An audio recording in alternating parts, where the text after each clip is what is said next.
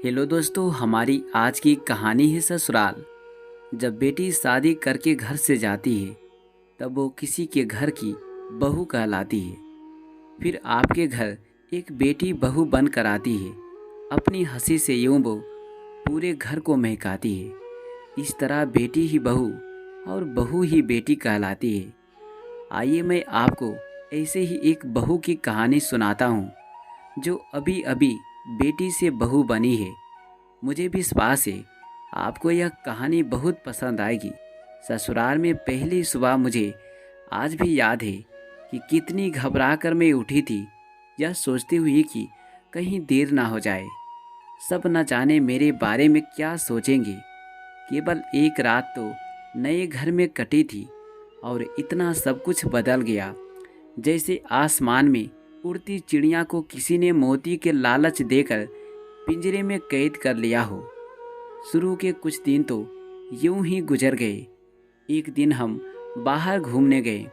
जब हम वापस घर आए तो सासू माँ की आंखों में खुशी तो थी, लेकिन केवल अपने बेटे के लिए ही।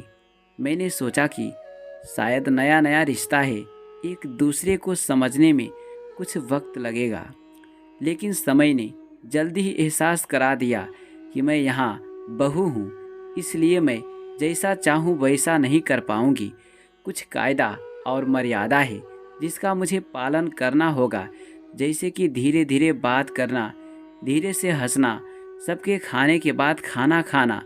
ये सब आदतें मुझे अपने आप आ गई। माँ से भी बात कम होने लगी, जिसकी वजह से मुझे पीहर की याद आने लगी। ससुराल में पूछने पर कहा गया कि अभी नहीं, कुछ दिन के बाद जाना। जिस पति ने शादी के समय कहा था कि आपकी बेटी पास में ही तो है, कभी भी आ जाया करेगी, उसके भी सुर बदल गए।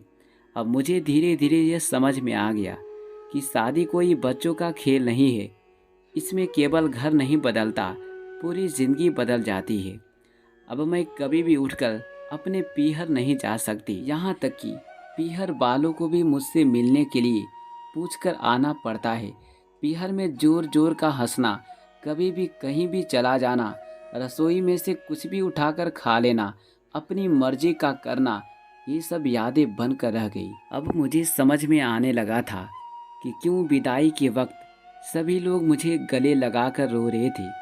असल में मुझसे दूर होने का एहसास उन्हें हो रहा था, लेकिन एक और बात थी जो उन्हें अंदर ही अंदर परेशान कर रही थी कि अब जिस सच्चाई से मुझे इतने दिन दूर रखा गया है, वह सच्चाई मेरे सामने आने वाली थी। पापा का ये झूठ कि मैं उनकी बेटी नहीं बेटा हूँ, अब और दिन नहीं छुप पाएगा, जो कि उनकी सबसे बड़ी चिंता थी कि अब उनका बेटा, जिसको कभी भी बेटी होने का एहसास नहीं कराया गया था, जीवन में इतने बड़े सच से सामना करने जा रही थी। वही माँ को भी चिंता सता रही थी कि उनकी बेटी अभी तक कोई एक काम भी नहीं किया करती थी, अब वो पूरे परिवार की जिम्मेदारी कैसे उठाएगी। सभी लोग मेरे इस विदाई और पराये होने का दर्द जान रहे थे, सिवाय मेरे, इसलिए वह सभी लोग रो रहे थे।